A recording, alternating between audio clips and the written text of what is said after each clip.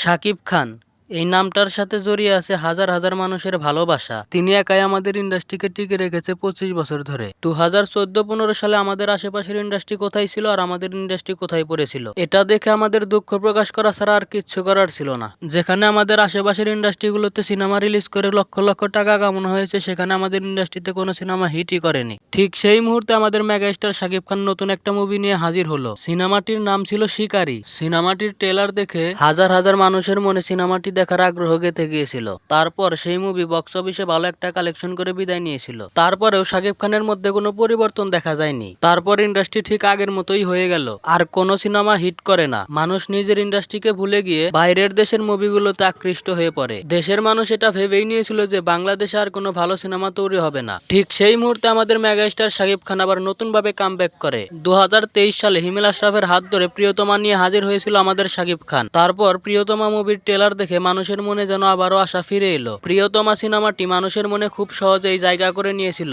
তারপর বক্স অফিসে ৪৫ কোটি টাকা কামিয়ে বাংলাদেশের সব থেকে বড় রেকর্ড করেছিল প্রিয়তমা সিনেমাটি। তারপর শাকিব খান একের পর এক ধামাকা নিয়ে আসতে শুরু করলো। প্রিয়তমার পর তুফান সিনেমা নিয়ে আসলো রায়হান রাফির হাত ধরে। পরে তুফান সিনেমা প্রিয়তমাকে টপকিয়ে প্রায় ৬০ কোটি টাকা বক্স অফিসে কালেকশন করেছিল। আর শাকিব খান তুফান সিনেমায় যে পারফরমেন্স গুলো দেখিয়েছে তা বাংলাদেশের আর কোনো নায়ক দ্বারা সম্ভব হতো না। তারপর ২০২৪-২৫-এর মধ্যেই শাকিব খানের আর একটা সিনেমা মুক্তি পেল দরদ। সেই সিনেমাটিও প্রায় বক্স অফিসে ৫৫ কোটি টাকা কামিয়েছিল। এই সিনেমাটি মুক্তি দেওয়া হয়েছিল কোনো ঈদ ছাড়া। এই সিনেমাটি ঈদ ছাড়া মুক্তি পাওয়ার পরেও ভালো একটা কালেকশন করেছিল বক্স অফিসে।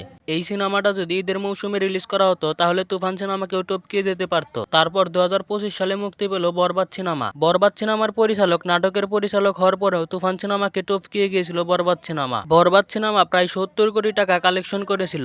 মানুষ আশা করেছিল বরবাদ সিনেমা ১০০ কোটি পার করে ফেলবে, কিন্তু বরবাদ সিনেমাটি পাইরেসি হওয়ার কারণে ১০০ কোটি পার করতে পারেনি। বরবাদ সিনেমাটি এখনো বাংলাদেশের সব থেকে বড় কালেকশন করা সিনেমা। কিন্তু এইবারের ঈদে বরবাদ সিনেমাকেও টপকিয়ে দিবে তাণ্ডব সিনেমা।